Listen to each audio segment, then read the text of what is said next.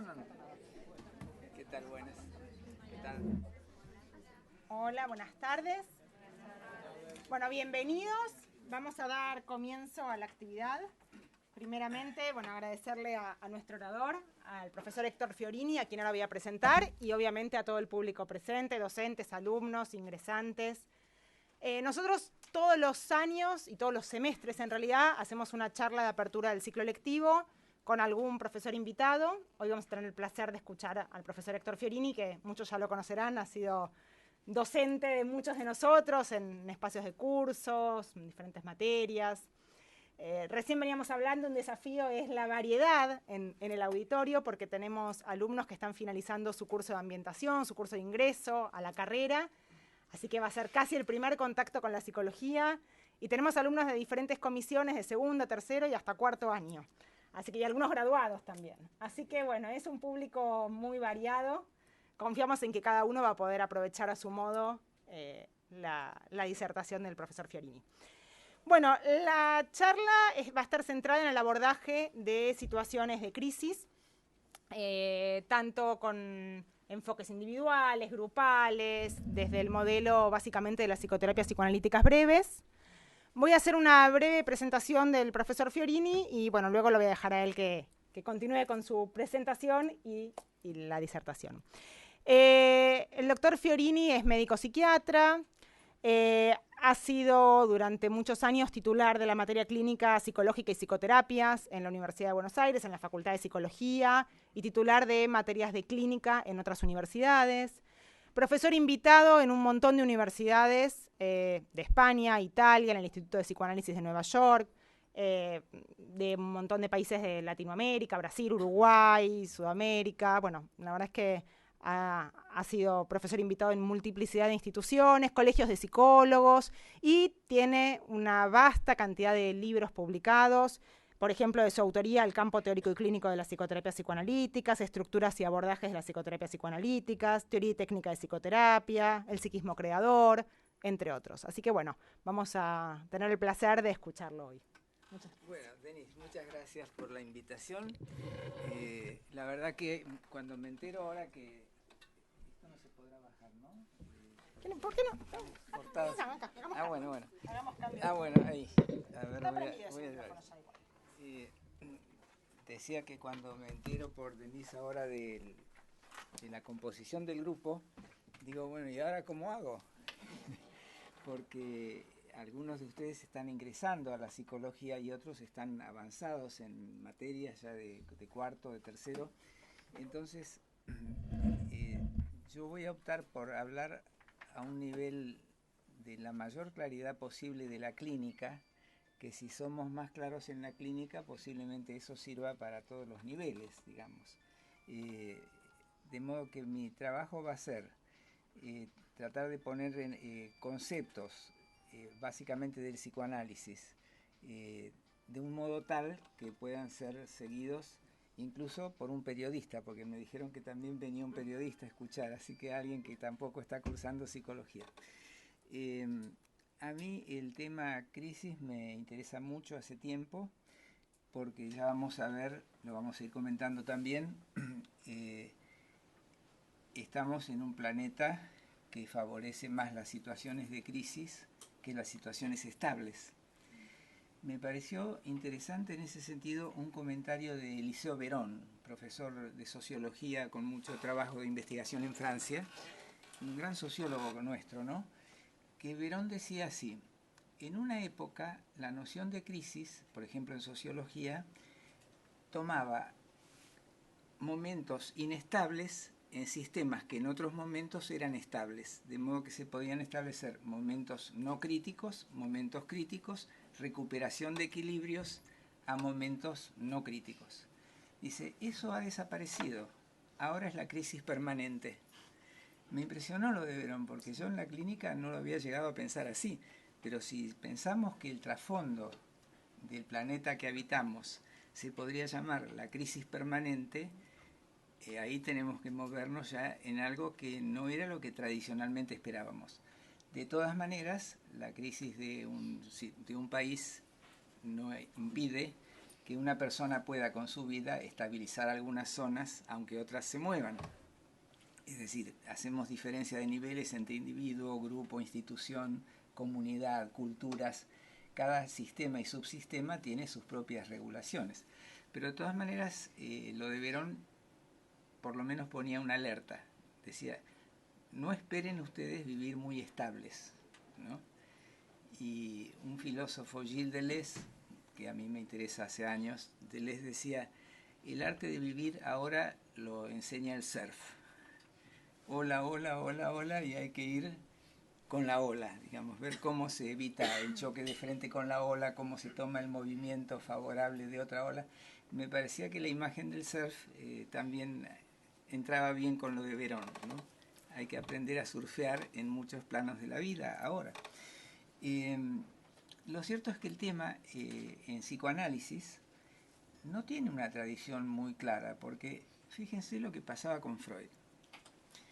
Freud se puso a investigar más que nada ciertas leyes generales del psiquismo y le interesaba ver cómo funciona un aparato psíquico en sus estructuras más pensables como organización, digamos. Le interesaba más la organización de un psiquismo que su desorganización. Y en un momento dado, en uno de los últimos trabajos, se llama Análisis terminable e interminable, Freud dice, para que un paciente se analice, es muy importante que no esté muy preocupado por su vida presente, porque nosotros necesitamos en el análisis que se investigue sobre todo la presencia del pasado en el presente. Si el presente lo tiene demasiado preocupado, ya no se dirige al pasado, lo captura el presente. Y si lo captura el presente, dice ya el pasado no se hace analizable. Entonces, algunos pacientes de Freud recordaban que cuando Freud lo tomaba en tratamiento le decía, bueno, por un tiempo usted no introduzca cambios en su vida. Si pensaba casarse, espere. Si pensaba cambiar de trabajo, espere, porque necesitamos que usted se concentre en sus sueños y en su infancia. Y entonces dice Freud algo muy interesante para su visión de la época, ¿no? Dice, si una persona está demasiado preocupada por el presente, con esa persona el psicoanálisis no tiene absolutamente nada que hacer. Bueno, ahora fíjense, frente a esa posición freudiana clásica, resulta que los que trabajamos mucho tiempo en hospitales, en centros de salud, van creciendo las demandas por situaciones de crisis. Y en la situación de crisis, nada preocupa tanto como lo inmediato de la crisis, nada preocupa tanto como el presente. De todas maneras, si hablamos de tiempos, pasado, presente, futuro, cuando Freud decía, bueno, el análisis tiene que hacerse cargo del tema del pasado, Freud no tenía en cuenta la importancia psíquica de todos los tiempos, porque la cuestión del presente siempre va a tener importancia, y no tenía en cuenta otra dimensión que es hoy para nosotros importante también, que es la referencia al futuro. Y justamente la referencia al futuro, que Freud no nombra en su trabajo, está muy presente en las crisis, porque ya vamos a ver que en las crisis donde hay situaciones de pérdida o de amenazas o riesgos, una de las grandes preguntas es ¿qué va a pasar? No lo que pasó ahora, ¿qué va a ser después? Por ejemplo, una persona que queda fuertemente o gravemente enferma, dice, bueno, ¿cómo voy a estar dentro de un tiempo? ¿Cómo va a seguir la enfermedad? O sea, le preocupa la de hoy, pero le preocupa el futuro de la salud. Y lo mismo si una empresa entra en una crisis financiera, bueno, tenemos la crisis inmediata, pero el asunto es qué va a hacer de esta empresa si los acreedores piden la quiebra. Referencia al futuro, todavía no tenemos la quiebra a la vista, pero ya la tememos. Entonces el futuro es una dimensión temporal muy, muy importante para el psiquismo. El tema del futuro, a mi juicio, lo pensó más el psicoanálisis o la psicología existencial más que el psicoanálisis. Los autores existenciales, voy a destacar en este caso los aportes de Sartre, se plantearon que el ser humano es un ser que tiene siempre una dirección de proyecto, mira en una zona de sí a lo posible, que estaría en un futuro, Y entonces Sartre decía, el ser humano vive en un horizonte de posibles y sufre muy especialmente si ese horizonte de posibilidad desaparece o está borrado, porque entonces está sin posibilidades, digamos así. Ya no solamente no está con los recursos de hoy, sino que está privado de proyecto. Entonces, esta noción en Sartre era el ser humano vive precursando las posibilidades, la idea de precursar, ¿no? Ya estoy con lo que vendrá. Se citaba en un momento un cuento de Camus, de Albert Camus, que también era un autor existencial, que decía, no sé si soy pintor, pero voy a hacerlo, ¿no? Él estaba jugado al futuro. Y en realidad todo el tema de las vocaciones es esencialmente una intención de futuro, porque la vocación es un llamado que me viene desde el futuro. Me parece que tengo ciertas sensaciones de que yo como médico podría ser bueno, pero en el futuro, porque hoy todavía ni enfermero, digamos, cuando empiezo, nada, ¿no? Entonces, la cuestión de la vocación introduce claramente la dimensión de futuro en la psicología que Sartre y otros autores destacaron especialmente, ¿no? Ahora fíjense, yo me voy a centrar más en la noción de crisis, en lo que se llaman crisis accidentales, porque hay otras que son llamadas evolutivas, que es un tema también muy interesante, pero a lo mejor el tiempo no nos da. Veremos después si podemos conversar algo de las evolutivas, que se refieren a los cambios previsibles según las décadas de la vida, ¿no? En cambio, las crisis accidentales, que nos consultan más en la clínica, son cambios súbitos en las condiciones de vida de un individuo o de un grupo o de una institución o de un país. Son cambios súbitos que no eran previsibles, donde algo de las condiciones de vida de pronto desaparece, se quiebra, se pierde, de una manera que no era pensable el día anterior, digamos así.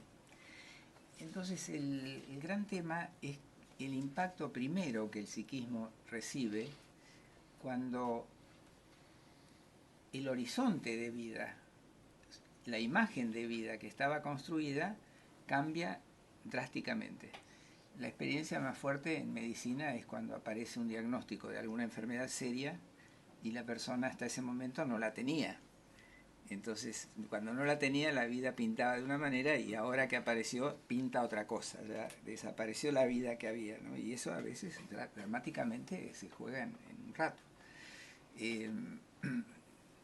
Seguramente para los problemas de seguridad que estamos viendo, una situación de secuestro ha de ser la entrada súbita en una feroz crisis, porque desaparecen todas las dimensiones de la vida previa.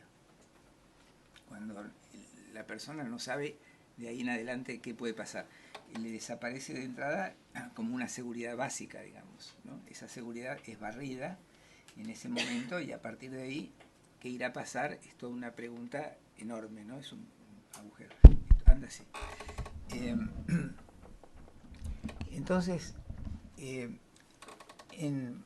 en la crisis, los autores que se han ocupado de esto, y el primero de los que conocemos dedicado a la crisis ha sido un autor norteamericano, Gerald Kaplan.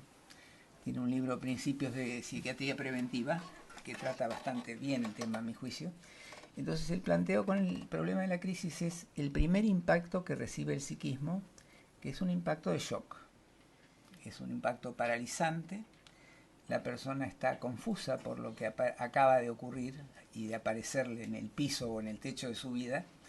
La persona está confusa, no sabe qué pensar, se paraliza la capacidad de pensamiento, está como congelada ante la novedad, digamos.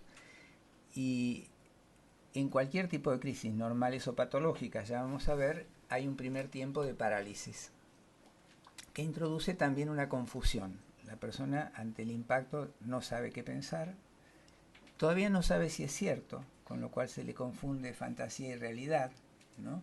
No lo puedo creer, ¿no?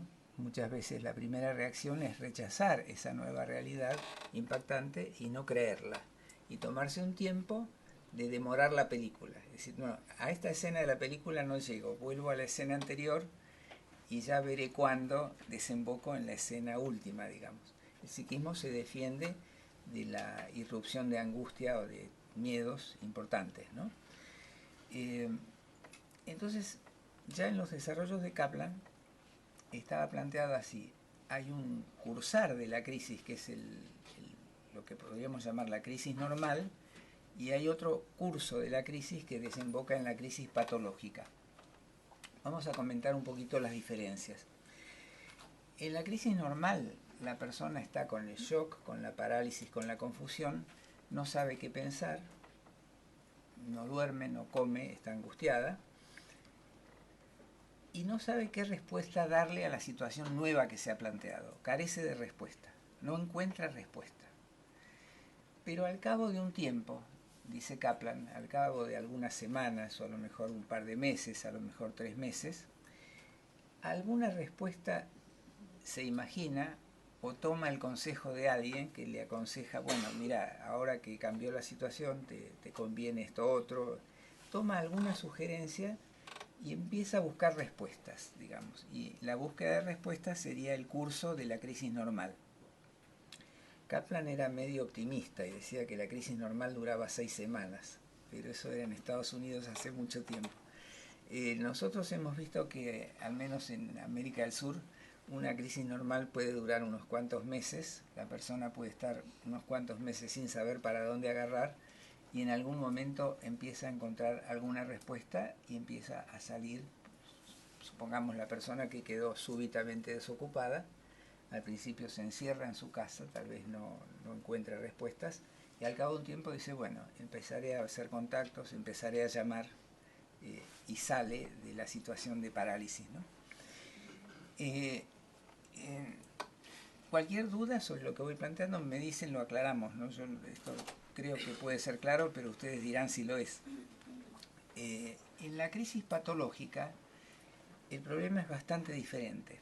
El curso de los hechos es bastante diferente.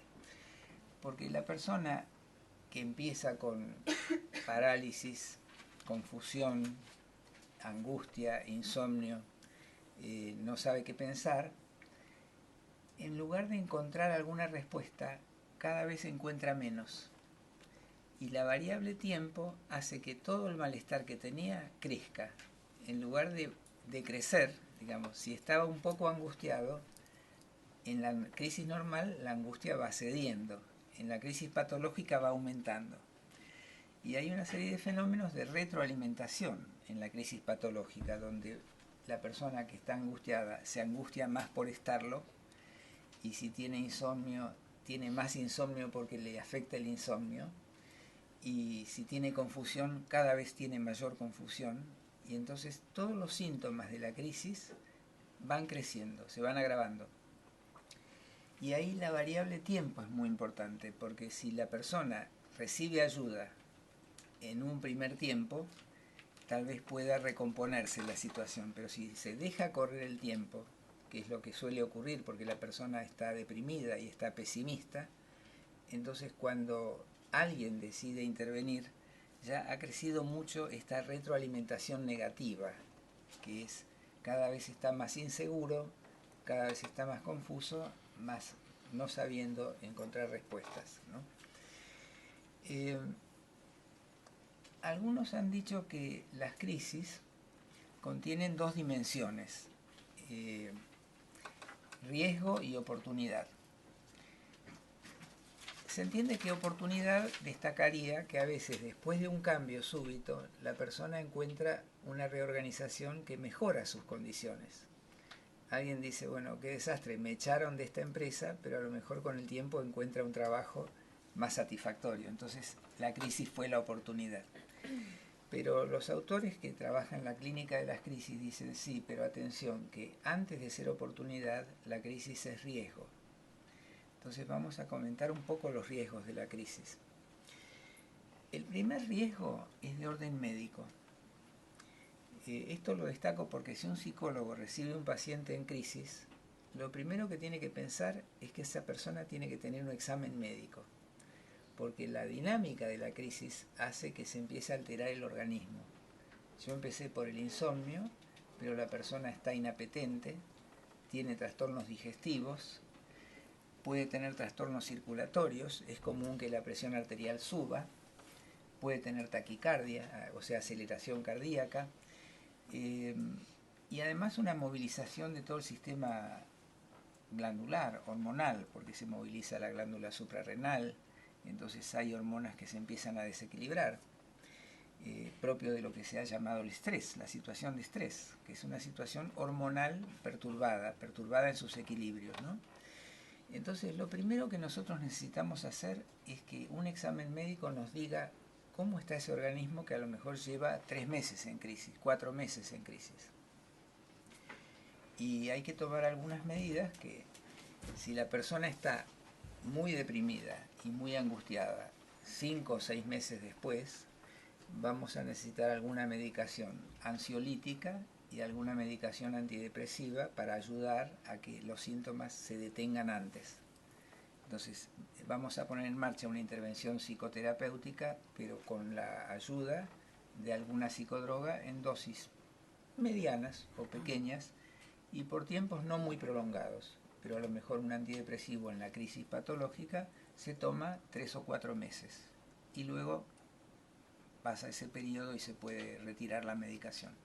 Un ansiolítico tal vez haya que usarlo unos 4 o 6 meses, porque si no la persona no duerme. Y el organismo que no duerme se va desequilibrando cada noche más, cada día más, cada día más, cada día más. Entonces, por no dormir, tiene muchas disfunciones digestivas. Los intestinos empiezan a sufrir el insomnio, por ejemplo, y hay una serie de problemas circulatorios que van a seguir a la situación de insomnio, porque el organismo que no tiene reposo está en un trabajo extra, que es acumulativo.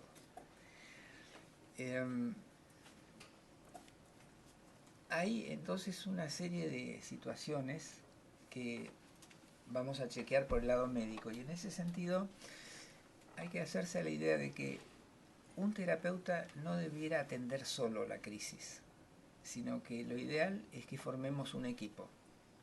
Mi primera idea sería, armemos un equipo con el médico clínico, que nos informe periódicamente cómo va el organismo, y en muchas situaciones donde hay problemas jurídicos, legales, abogados, quiebras, es conveniente que armemos un equipo con algún abogado que nos pueda asesorar sobre cuál es la realidad de la crisis, porque el paciente no sabe cuál es la realidad de la crisis, tiene ideas difusas o confusas. Por ejemplo, yo he trabajado con algunas situaciones de amenaza de quiebra y el paciente se daba ya por quebrada la empresa, su empresa ya estaba en quiebra, y el abogado decía, no está en quiebra, puede ocurrir que se llegue a ese punto, pero no estamos ahí todavía. Pero la persona que está deprimida insiste y dice, no, yo ya sé que esto ha quebrado, pero la quiebra es ante todo un contenido psíquico de la depresión. Y es importante distinguir entonces la fantasía de quiebra y la realidad jurídica de la quiebra. Si podemos distinguir, y eso solo lo podemos distinguir con un abogado, bueno, trabajamos distinto la situación terapéutica. Es muy distinto si tenemos que trabajar el duelo de la quiebra o el riesgo de la quiebra. Son dos situaciones, para el psiquismo no son una, ¿no? Son varias.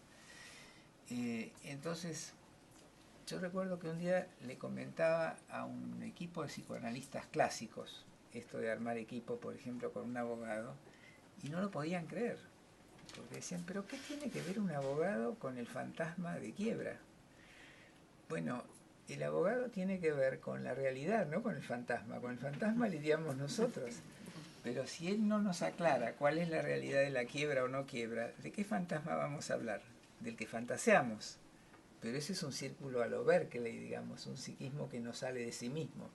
Y no es bueno postular un psiquismo encerrado o un psiquismo cerrado hasta que nos demuestre que efectivamente está cerrado. ¿Cuándo el psiquismo nos mostraría que está cerrado? Que el abogado dice no hay quiebra y el sujeto insista en su fantasma de quiebra, ¿no? Pero ahí necesitamos distinguir fantasía y realidad. En ese sentido, a mí el psicoanalista clásico que cree que su dominio es el dominio de la fantasía no me convence. Su dominio es el dominio de los cruces variados y complejos entre fantasía y realidad, ilusión, fantasía, realidad, realidad del fantasma, realidad de lo que está fuera del fantasma. Son muchas realidades. O sea, cuando Freud pensó que el yo, en su teoría tópica de yo, super yo, ello, que el yo enfrentaba la realidad, bueno, hoy diríamos, no enfrenta la realidad, enfrenta muchas realidades y muy distintas realidades, ¿no? Además, en países que tienen la crisis que tienen como el nuestro ahora, las realidades son múltiples, ¿no? Múltiples. Por ejemplo, ¿cuál es la realidad de los precios? Bueno, hay múltiples realidades de precios. Una es la que me cobran hoy en el mercado, otra es la que me dice el dueño del mercado que cobró ayer y otra es la que me dirá un ministro. Son realidades múltiples y el yo tiene que trabajar con realidades múltiples, lo cual es complejo para un análisis también, ¿no? Otro elemento importante es que en esta situación de crisis hay pérdidas, lo cual supone la puesta en juego de procesos de duelo.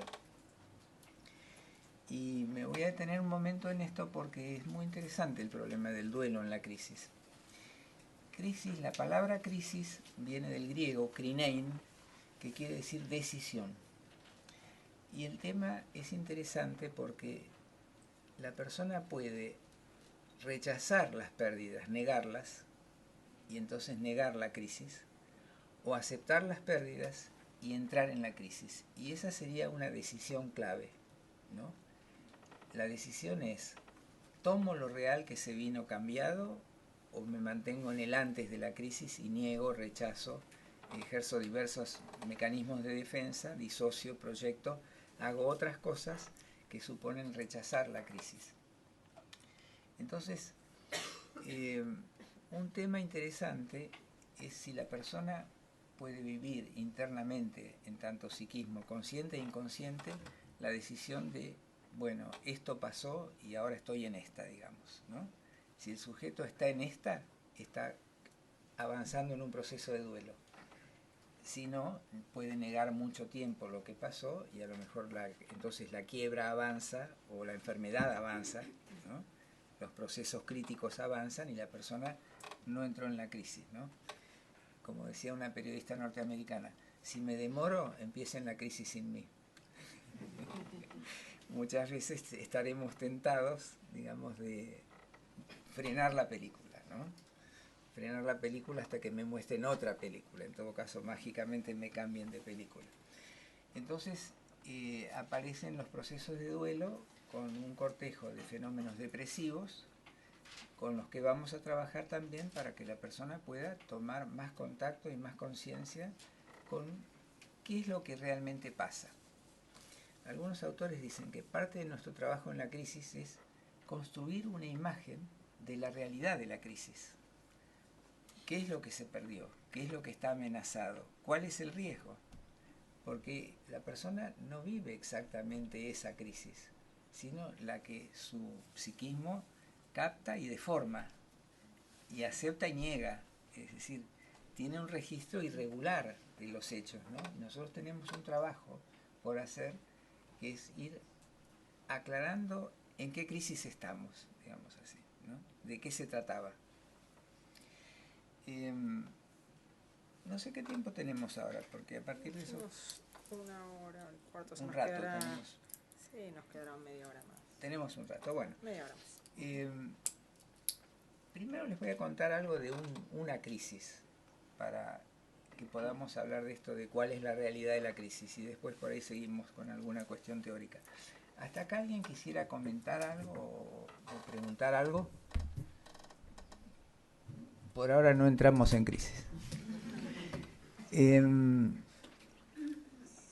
voy a contar una consulta que me hizo tiempo atrás un hombre de unos 50 años que era parte de una empresa aérea internacional, una empresa aérea grande, y él era el gerente en Buenos Aires para un área de la empresa, para una zona de la empresa, ¿no? en la empresa había 6 gerentes por distintas áreas geográficas y él tenía el área Latinoamérica a su cargo, ¿no?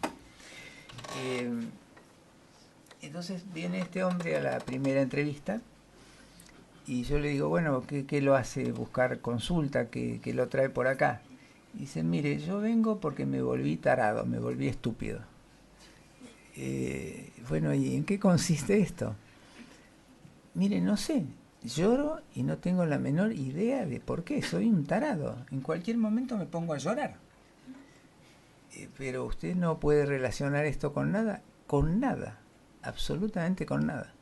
Entonces le empiezo a preguntar por aspectos de su vida y le digo, bueno, ¿cómo está en el área de su trabajo, de la empresa? Muy bien, muy bien. Tengo una historia de mucho éxito laboral, me va muy bien, tengo un cargo muy importante. ¿Cómo está en su vida familiar? Muy bien, tengo un matrimonio muy satisfactorio, nos llevamos muy bien con mi mujer, 2 hijos sanos, muy buenos, 12 años, 14 años. Tengo amigos, económicamente estamos bien, yo de salud estoy bien. Así que ya le dije, soy un estúpido, ¿cómo voy a llorar? Bueno, en la primera entrevista yo no tenía la menor idea de lo que pasaba y él tampoco. Entonces le digo, si él está de acuerdo, vamos a intentar hacer una segunda entrevista para ver si podemos ahondar en el asunto. Y él me dice que cómo no, que bueno, sí. Nunca se había tratado ni tenía mayor idea de la psicología, ¿no? Mostraba tener rasgos obsesivos, digamos, un hombre muy racional, muy controlado, que para su trabajo le servían, porque él tenía un hipercontrol de toda un área de negocios de una empresa aérea muy grande, y se ve que iba bien con su estructura obsesiva para el cargo, porque había escalado posiciones y está en posiciones estables. En la segunda entrevista se repite más o menos la situación así, hasta que en un momento dado yo le pregunto por la empresa. Me dice, bueno, en la empresa ha habido algunos cambios. Yo tengo que tomar ese dato, hasta ahora es el único comentario distinto, ¿no? Ha habido algunos cambios y me dice, porque hace 1 año y medio murió el dueño de la empresa. Y hace 1 año se jubiló el vicepresidente. El que era el dueño era el presidente de la empresa, hace 1 año y medio que murió, y hace 1 año que se jubiló el vicepresidente. Y esto trajo algunos cambios, él todavía lo dice así como de lejos, ¿no? Y entonces yo le pregunto a él si él tenía una relación especial con este hombre, con el dueño de la empresa, con el presidente de la empresa. Y ahí se empieza a emocionar y me dice que sí, que él tenía una relación importante con este hombre, ¿no? Y me cuenta que él llegó a la empresa siendo un cadete y que este hombre le tomó afecto, le tuvo confianza y lo fue respaldando para que fuera avanzando adentro de la empresa. Y le estuvo siempre cerca. Y él se había criado lejos de su padre, era el último de 11 hermanos, había tenido poco contacto con el padre. Y entonces vamos viendo que en esta historia, este hombre, que fue el presidente de la empresa, había sido una especie de padre que lo adoptó. Entonces él ahí realmente se empieza a emocionar y entonces las lágrimas se empiezan a juntar con la historia, digamos, que es la historia de esta desaparición. Pero ya vamos a ver que van pasando más cosas.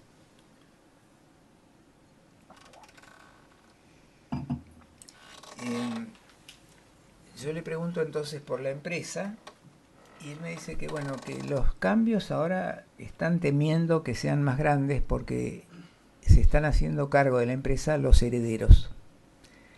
Los herederos son 2 jóvenes de 30 y pico de años y él entonces me empieza a decir que están los gerentes, que son estos 6 gerentes de todas las centrales o las áreas geográficas. Los gerentes están muy preocupados porque los herederos no saben nada de aviación. Entonces empiezan a conversar entre ellos los gerentes acerca de qué peligro que la empresa va a quedar en manos de 2 jóvenes inexpertos.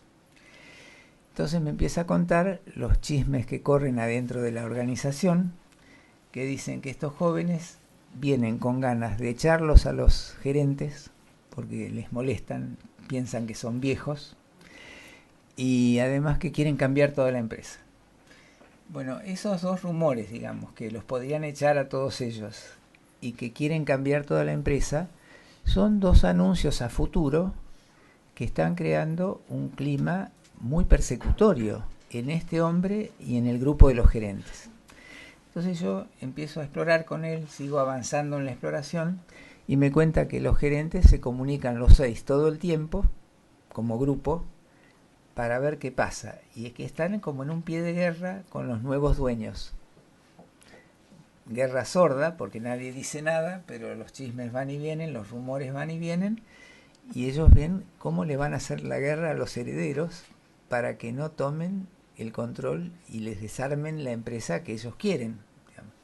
Entonces, ahí estaríamos ahora en un nivel, digamos, donde ya la crisis no es solo individual, es grupal, en un sentido. Ya tenemos un grupo que es el de los gerentes, y es una crisis institucional, porque va a haber un cambio de dueños, se va a legitimar el cambio de dueños en una asamblea que va a ocurrir dentro de 4 meses, y nadie sabe qué va a pasar en esa asamblea de cambios, ¿no?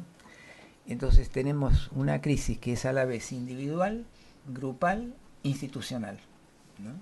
Todo a la vez, todos los planos están ahora entrecruzados, ¿no? No es que hay un plano más importante que el otro, está todo entrecruzado. Esa es la noción de complejidad, digamos. Nosotros lo que estamos desarrollando más en los últimos años como modelos para el psiquismo y sus trastornos son lo que se han llamado con Edgar Morin modelos de complejidad.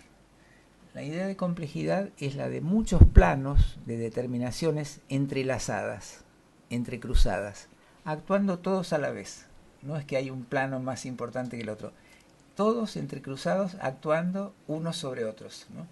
Y entonces uno no diría acá el problema mayor es este hombre o los gerentes o los herederos, sino todo a la vez. Digamos.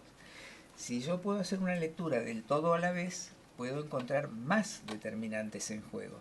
Si en cambio pienso que hay un plano que es el único importante, bueno, terminaría con Lacan en que lo único que importa es una palabra, frase del inconsciente.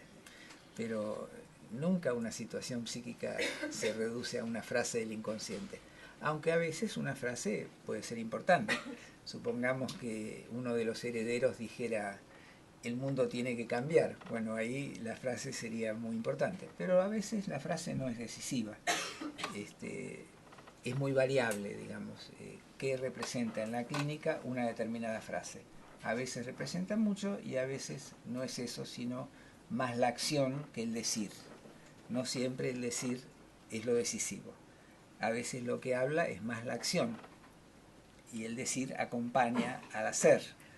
De modo que el tema, lo que estoy destacando, es que yo cuestionaría todas las corrientes que tienden a encontrar una causa principal siempre y que reducirían el psiquismo a ciertas causas principales. Las causas son variables y se entrecruzan de modos variables. Eso sería, a mi juicio, introducir un pensamiento de complejidad, ¿no? Bueno, lo cierto es que con este hombre entonces ya estamos en la tercera, cuarta sesión. Yo le propongo a él verlo 2 sesiones semanales y estamos analizando la crisis en todos sus planos, digamos. Entonces vamos siguiendo, bueno, ¿y qué pasó con los gerentes? Y con los gerentes hay un problema, además, como grupo, que va apareciendo y yo voy trabajando con él a medida que vamos explorándolo. El grupo de los gerentes está siendo comandado por el más viejo de ellos, quien se está por jubilar en 1 año. El que tiene la jubilación cerca dice, demos la guerra total a los nuevos dueños. Tiene menos que perder, digamos. Entonces, ese está para la guerra total. Los demás gerentes están confundidos y lo siguen, pero no se dan cuenta. Por ejemplo, este hombre que yo estoy viendo tiene 50 años. Él no está para que lo echen mañana. Entonces empezamos a distinguir ahí los diferentes roles adentro de ese grupo. ¿Qué papel está jugando ese grupo? La persecución que ese grupo tiene con los nuevos dueños. ¿Qué hacen los nuevos dueños? Si se sabe qué van a hacer, si hay datos, si hay información o es un fantasear. Bueno, tenemos mucho que ir aclarando, ¿no? Este hombre se va interesando más por analizar la situación y vamos explorándola en todo lo que podemos. Y en cierto momento aparecen datos de que a lo mejor los nuevos dueños no hacen nada de lo que dice el gerente más viejo, sino que por ahí no están por destruir la empresa, sino hacerle algunos ajustes, pero no tantos. En un momento dado, la idea que corría era que iban a suprimir todo lo de pasajeros y la empresa se iba a dedicar solo a vuelos de cargas. Entonces él me explicó que cargas era muy distinto a pasajeros y que era como otra profesión, digamos. Entonces ellos temían que les cambien la profesión. Pero ahí venía el asunto de que, ¿pero esto era real o era un rumor? ¿Qué iba a pasar ahí? Bueno, había que explorar bastante y buscar indicadores, ir buscando indicios. A ver, y los nuevos dueños van a hacer esto, ¿ustedes cómo se enteran? Bueno, por ahora no dicen nada, no abren la boca. Bueno, si no abren la boca, ¿por qué creen que el camino es ese? No sé, alguien dijo. Estamos explorando psicología del rumor, a lo mejor, todo lo que es psicología de una institución, donde en las instituciones sabemos que se juegan poderes. Y el problema del poder es un problema fuerte, porque, digamos, Freud investigó sobre todo la sexualidad inconsciente como poder y exploró menos el poder como poder, que es otro asunto, digamos, el poder en las instituciones, el poder en las comunidades o el poder en las culturas, es otro determinante tan fuerte tal vez como la sexualidad y a veces más. A veces los intereses por el poder... Más cerca del micrófono. Poco más cerca. Gracias. A veces los intereses por el poder juegan más que los deseos sexuales. O se sexualiza el poder, que es otra posibilidad, ¿no? Que lo más atractivo sexualmente sea tener la manija. Bueno, lo cierto es que lo que fuimos explorando con este hombre es que había una situación que había que estudiarla con el mayor detalle posible y no apresurarse, ¿no? Cuando habían pasado unos 2 meses más o menos, este hombre empezó a estar menos angustiado, no lloraba, y surgía que en 2 meses más había la asamblea general para discutir el futuro de la empresa. Entonces ahí la terapia con él tenía que introducir este futuro, que se viene a 2 meses una asamblea, y él mismo decía, ahí se va a definir todo. Y entonces él empezó a decir, ¿y ahí yo de qué juego? ¿No? Claro, se va a jugar una asamblea muy importante y yo no sé qué papel voy a jugar. Entonces, un material nuestro para la terapia era, ¿y qué papel se puede jugar en una asamblea? ¿Qué puede pasar? Entonces empezamos a investigar con él cómo podría ser la asamblea. Una asamblea, yo tenía alguna experiencia porque había estado en el gobierno de la Facultad de Medicina en una época. Una asamblea es un lugar donde se van a dirimir diferentes líneas políticas. Se van a enfrentar diferentes proyectos, digamos, para de ahí en adelante, ¿no? Entonces empezamos a ver con él qué podría pasar en la asamblea. Y yo le ayudaba a pensarla, por lo que yo conocía de asambleas. Y en una asamblea lo primero que yo le sugerí es que él no tenía que ir sabiendo nada, sino que tenía que aprender en la asamblea. Cosa que le resultó rara, porque claro, una persona obsesiva piensa que tiene que tener todo preparado antes. Pero justamente en una asamblea donde se juegan poderes que no domino, no puedo tener una posición previa, porque no sé cuáles van a ser esos poderes. Entonces lo que él pudo empezar a elaborar en sesión es la posibilidad de tolerar la incertidumbre, que es voy a una asamblea y no sé qué va a pasar. Tolerar la incertidumbre es algo muy difícil para la estructura obsesiva, de modo que en realidad estábamos trabajando sobre la asamblea, pero también sobre su carácter. Y él fue incorporando de a poco, en ese par de meses, poder tolerar la incertidumbre sin angustiarse tanto.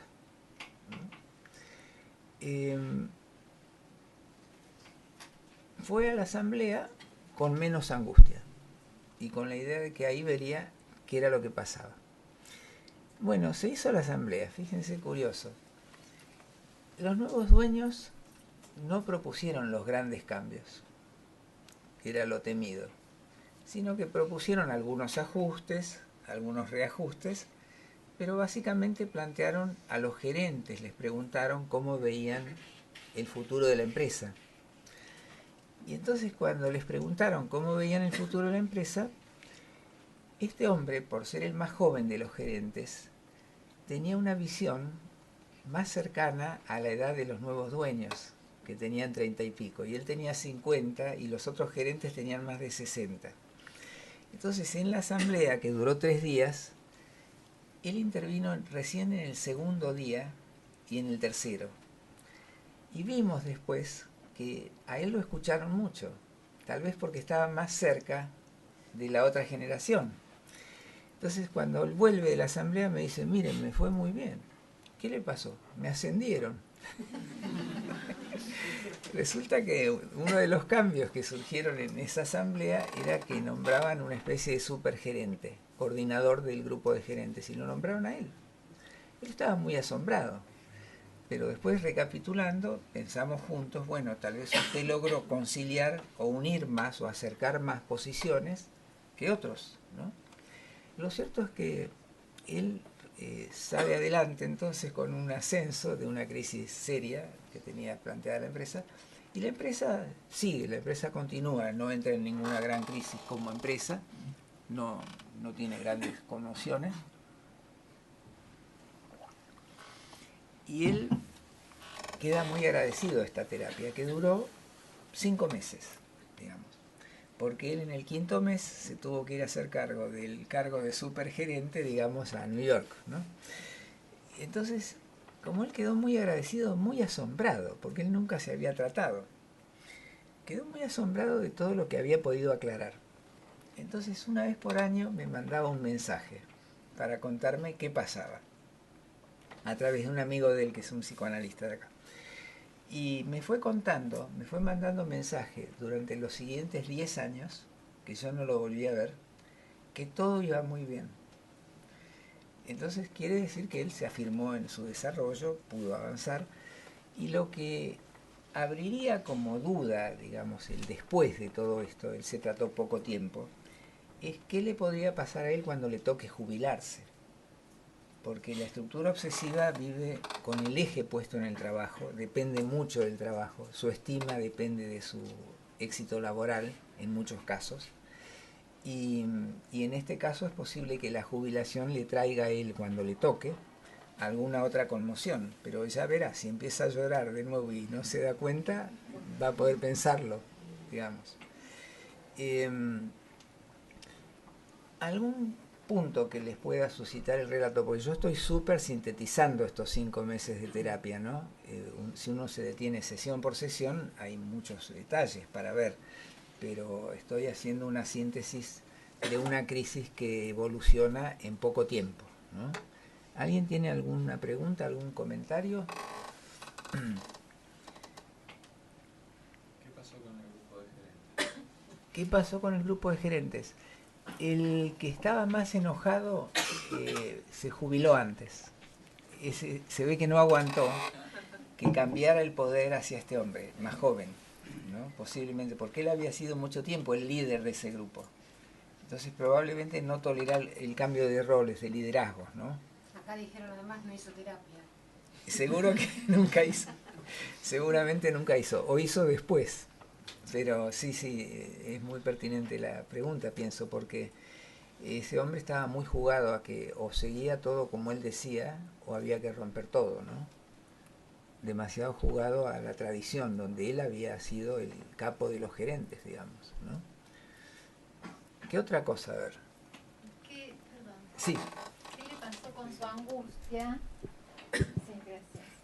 ¿Qué le pasó con su angustia cuando abordó el tratamiento y él se dio cuenta que tenía que lo tenía como padre al director de la empresa que había fallecido? Bueno, ahí él en varias sesiones lloró bastante por la pérdida de ese padre adoptivo.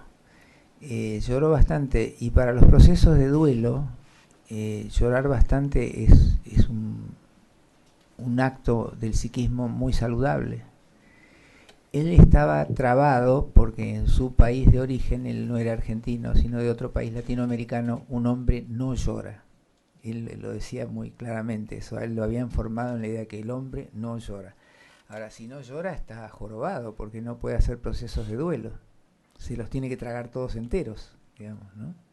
Entonces, él pudo realmente abrir la situación de duelo, ¿no? Y el llanto ayuda mucho, empieza a mover contenidos internos, ¿no? Pero eso después de un mes y medio de sesiones más ligadas al duelo por este hombre, empezó a calmar, él pudo empezar a incorporar esa muerte, ¿no? A su vida, ¿no? Él pudo ir incorporando esto. A veces los procesos de duelo llevan más tiempo, de todas maneras, ¿no? Van por etapas, por escalones. Este es un primer escalón, después pueden venir otros, ¿no? Los procesos de duelo tienen agudizaciones, cuando es por la muerte de algún ser querido, tienen agudizaciones, por lo menos en el plano inconsciente, cuando se cumple 1 año y cuando se cumplen 2 años. Son distintas. El segundo año no es tan intenso como el ciclo del primer año, pero es otro ramalazo fuerte también, ¿no? Después del segundo año empieza a serenarse más la persona de esa pérdida que ha vivido intensamente, ¿no? ¿Qué más sobre eso? ¿Qué más te surge? Sobre el comentario último que hace usted en relación a los duelos, sí, lo tomé como algo personal, en realidad. Esto de los duelos, que sí, a mí me ha pasado esta cosa de que al año se presenta como una cosa más aguda y sí. A los 2 años es una cosa más leve y después pasa. ¿Sí? Vos sabés que yo esto lo he visto en todos los casos que me tocó tratar de procesos de duelo, el año y el segundo año, como 2 momentos fuertes que hay que tenerlos en cuenta. A veces aparece sin que la persona esté prevenida y la toma por sorpresa. Sí, ¿no? Es extraño. Como extraño, solo, sí. La cabeza tiene memoria. Es una memoria, el inconsciente va contando el tiempo. Es atemporal por un lado, como Freud planteaba, pero además registra el tiempo. En todo caso, el yo inconsciente mide el tiempo, ¿no? Y aparece esto que también te pasó, ¿no? ¿Qué otra cosa? A ver. A mí me interesa saber...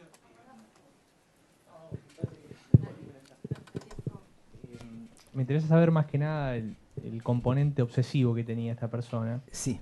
¿Y cómo logró usted, en pocas palabras, cómo logró usted flexibilizarlo de alguna manera para que él no vaya tan estructurado hacia la asamblea? Yo te diría que quien logró flexibilizarlo más es la crisis.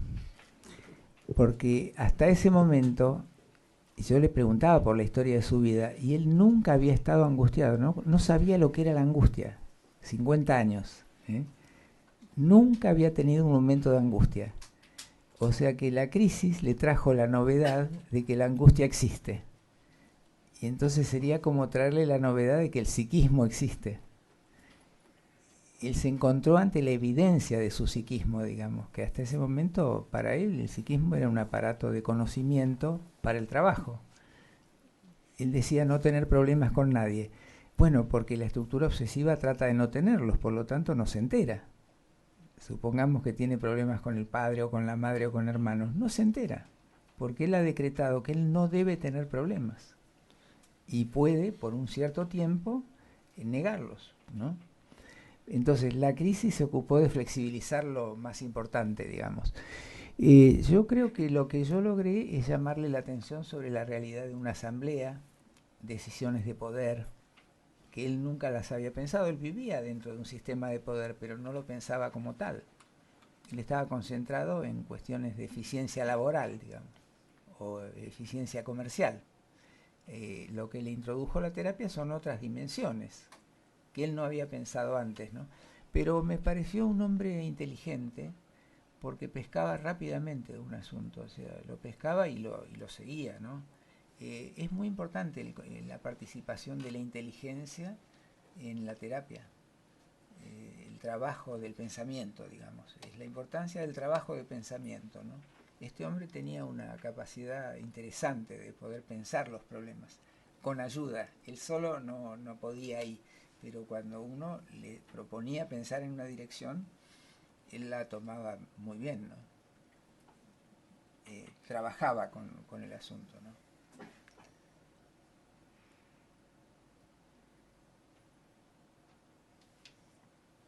¿Hay alguna otra cosa? Sí.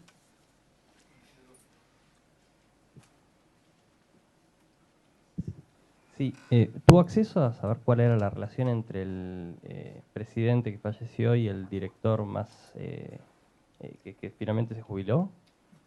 No llegué a saberlo, pero es buena tu pregunta, ¿no? Hubiera sido bueno averiguarlo, ¿no?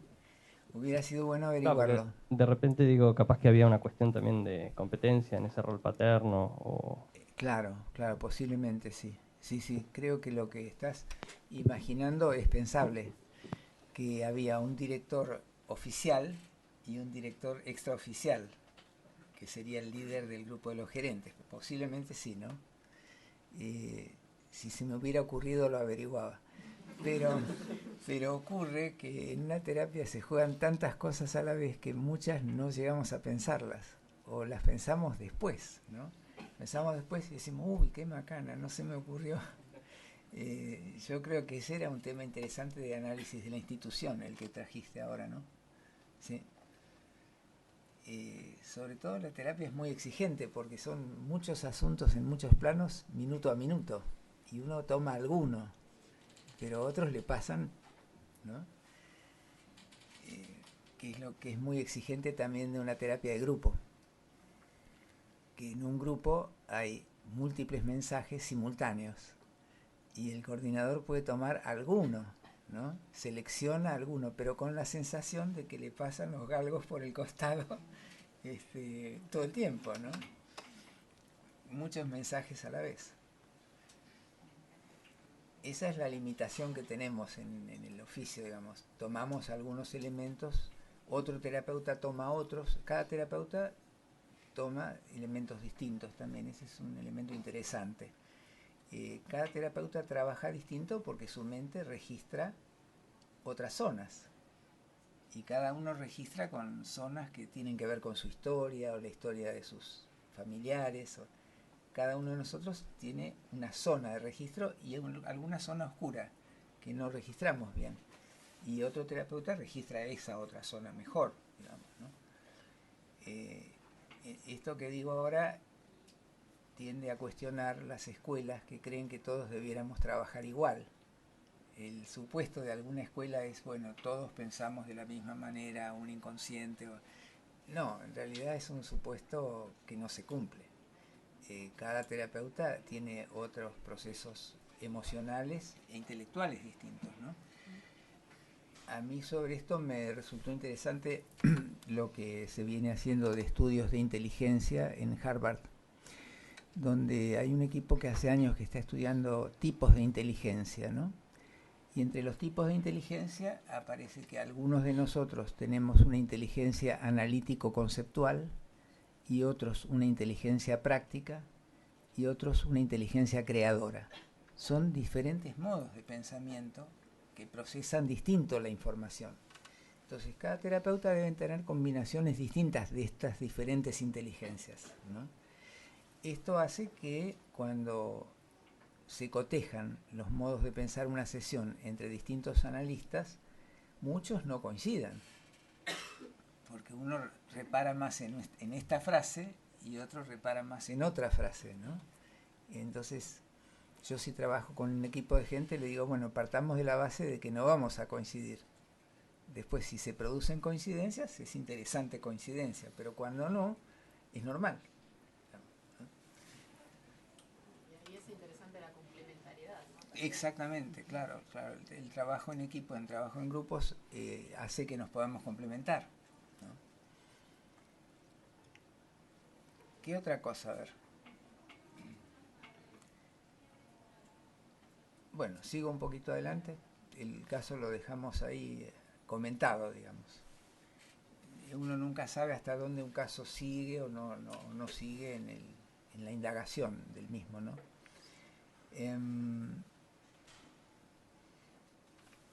Yo seguiría a lo mejor comentando algunos puntos de algunos de los autores que han tomado el tema crisis.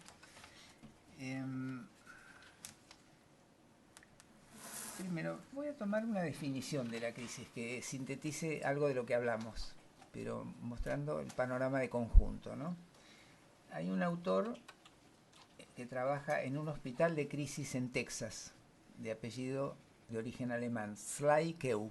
Sly-Keu tiene un libro que se llama Intervención en Crisis, publicado en México, y este autor presenta así el conjunto. Dice: crisis es un estado temporario de desorganización y trastorno ante pérdidas y cambios súbitos, marcado por la incapacidad del individuo o el grupo para recuperarse empleando métodos para resolver problemas hasta entonces conocidos.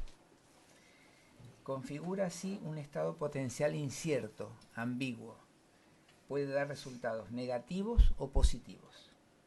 De ahí que pueda tener riesgo y oportunidad, pero siempre atravesando el desafío de nuevos esfuerzos. Ahí está la cuestión del esfuerzo, la lucha, todo lo que hay que enfrentar para poder avanzar en la situación crítica, ¿no? Entre los esfuerzos, yo lo había mencionado en el subtítulo del tema, ¿no? El psiquismo frente a una situación crítica puede oscilar entre regresión y progresión. Hay momentos regresivos en que la persona desorganiza su pensamiento, se convierte en una persona pasiva, se victimiza y se da por vencida. Ese es el momento regresivo en la crisis. Y hay reacciones a veces progresivas, donde la persona que estaba dándose por vencida y estaba perdida, dice: no, voy a luchar, voy a empezar a poner esfuerzo, voy a empezar a llamar, voy a empezar a moverme, iré al clínico, y empieza a poner esfuerzos de reparación, digamos así. Pero el psiquismo fluctúa entonces en la crisis entre momentos de dejarse caer y momentos de emprender una lucha que no conocía antes, para una situación inédita, digamos. Entonces nosotros, parte de lo que tenemos que ver en cada sesión es de qué lado están las fuerzas, si del lado de la regresión o del lado de la progresión, del lado de repararse o del lado de darse por vencido y dejar caer los brazos, digamos.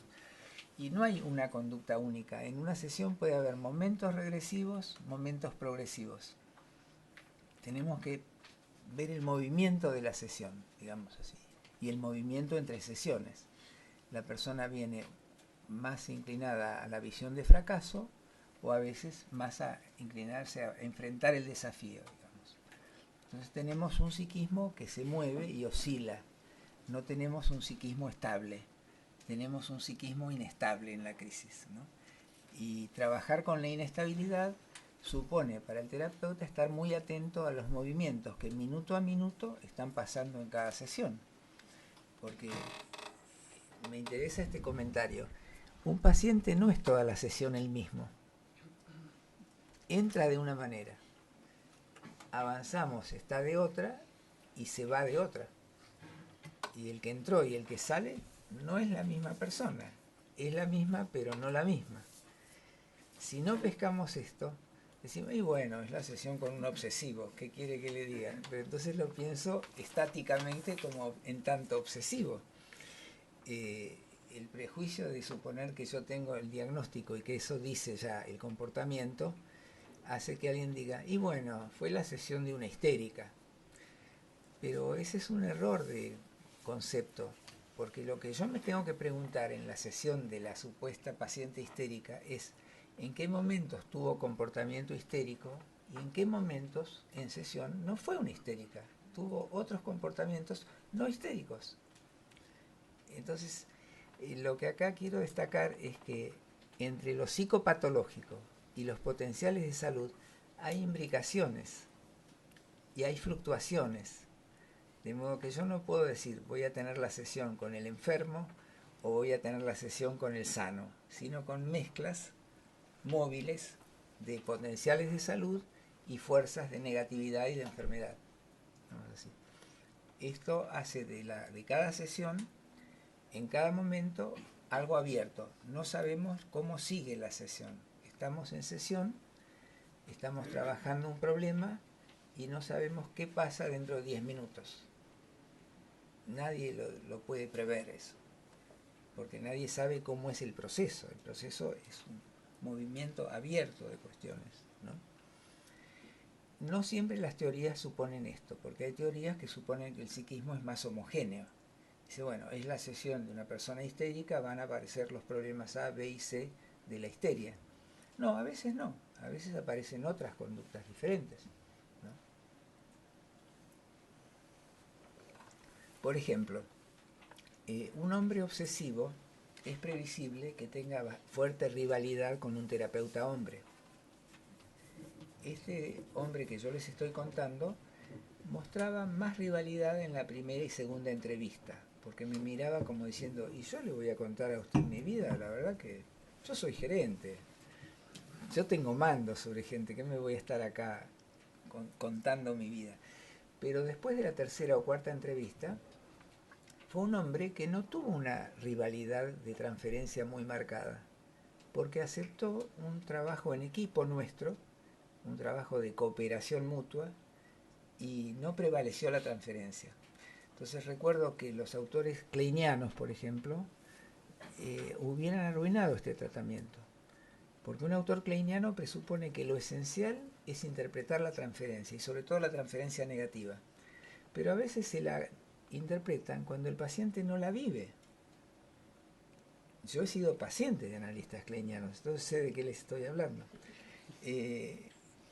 Tuve que padecer algún analista kleiniano que daba por sentado que yo tenía que tener una transferencia hostil con él, pero a veces yo lo veía amistosamente, pero él no le entraba en la teoría la amistad.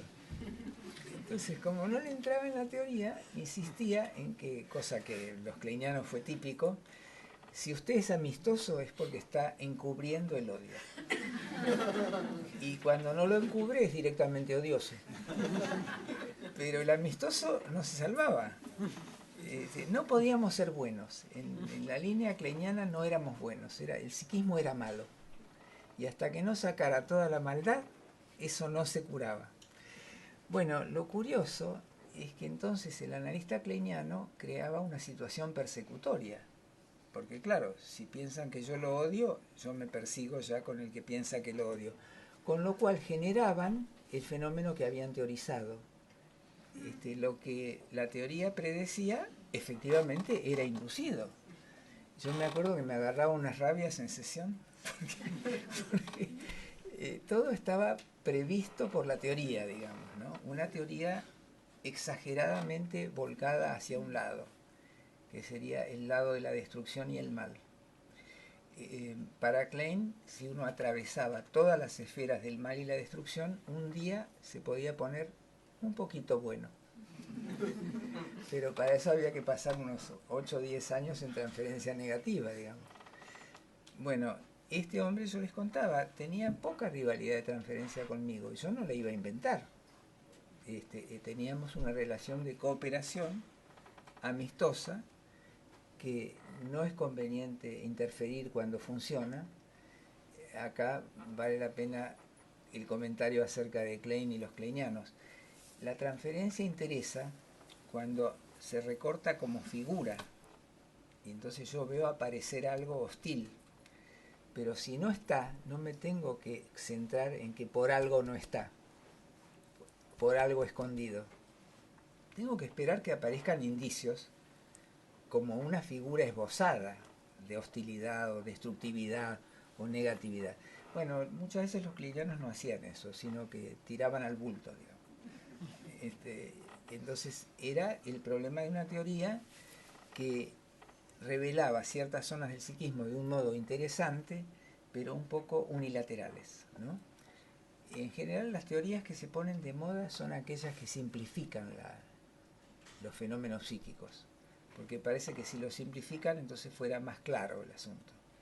Y en la simplificación, lo psíquico está, la complejidad de lo psíquico, de alguna manera viene algo deformada, ¿no? El asunto es si nosotros podemos asumir la complejidad de lo psíquico sin pretender simplificarla. Es una tarea más difícil, pero creo que es más verdadera.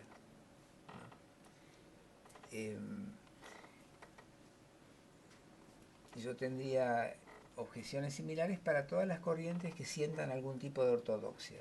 Las ortodoxias en general tienen que hacer mucha fuerza para hacernos creer que hay una verdad principal. Una verdad principal que cada corriente acentúa. Pero la característica de la situación en el universo es que nada se reduce a una verdad, sino que tenemos una selva de verdades entrecruzadas y una selva de contradicciones que no terminan de cerrar. Y eso ya a nivel del estudio de los átomos, o sea, los físicos atómicos ya no les cierra el átomo, está siempre abierto el modelo del átomo, bueno, menos el psiquismo, ¿no? El psiquismo es un sistema abierto, muy complejo, no cierra en definiciones demasiado simples, ¿no? ¿Estamos por ahí? Tenemos, vamos a abrir para ver si hay alguna pregunta más. Eso, y sí. después cerrar. Sí. Bueno, abrimos unos minutitos más para algunas preguntas y después ya vamos cerrando la actividad.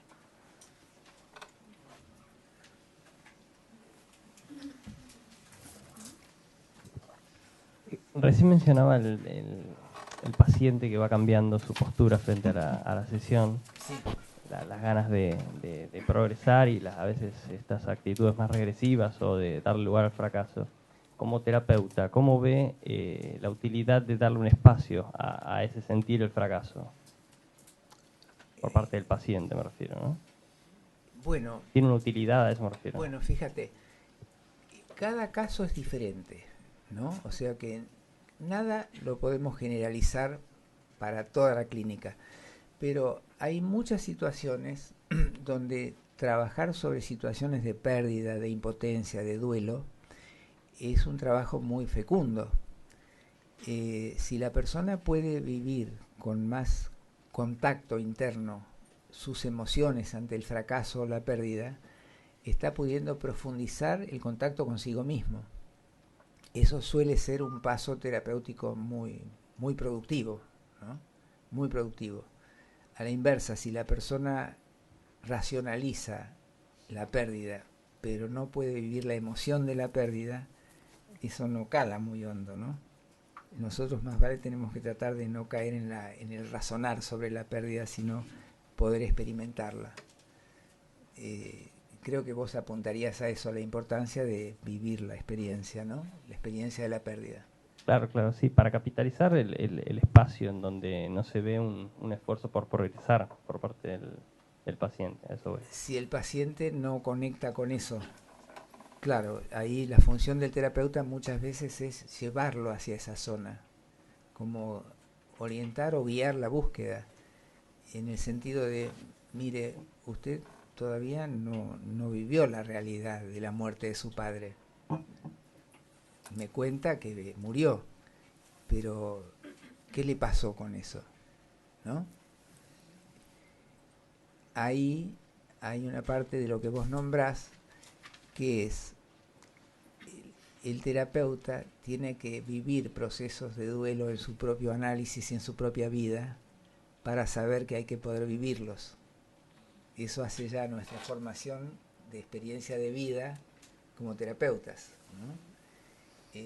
Para eso es muy importante el proceso de análisis, de formación del analista, la formación del terapeuta, ¿no? A mí me fue muy rico como experiencia formativa, no solo la formación en psicoanálisis, sino también en otras corrientes, por ejemplo la corriente gestáltica. La corriente gestáltica diría, bueno, mira, vamos a hacer un ejercicio ahora. Vos decís que no pudiste sentir demasiado la pérdida de tu padre. Bueno, vamos al momento de la muerte de él. Vamos juntos. Terapeuta gestáltico, ¿no? Dice, bueno, vamos juntos. ¿Dónde murió? En el hospital tal. Bueno, vamos juntos al hospital. Como vamos a crear una escena psicodramática, ¿no? Y entonces el terapeuta gestáltico nos va a proponer que estemos ahí frente al padre muerto y que nos conectemos con ese momento. Y entonces, por ejemplo, es un momento de silencio y el terapeuta gestáltico le dice, bueno, decile algo, despedite. Y ahí empieza a moverse algo que no se había movido antes, ¿no? eso suele ser de una gran riqueza elaborativa, emocional a la vez, y de pensamiento también, ¿no? Suele tener una gran riqueza. Yo recuerdo que con alguno que otro paciente me fue importante ir, entre comillas, con él a la escena del velorio de esa persona y ver qué pasaba entonces, ¿no? Que es lo que vos estabas sugiriendo, ¿no? Bueno, para eso uno necesita, en la formación del terapeuta, atravesar por situaciones de vida fuertes y poder tolerarlas y saber que además en eso hay vida, digamos. No solo hay muerte, también hay vida, ¿no? Es todo un mundo a experimentar, ¿no?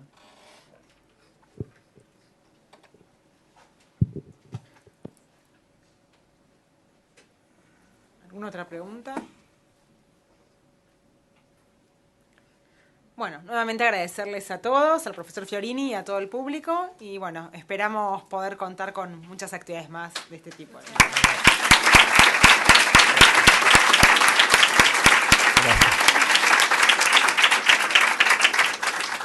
Muchas gracias.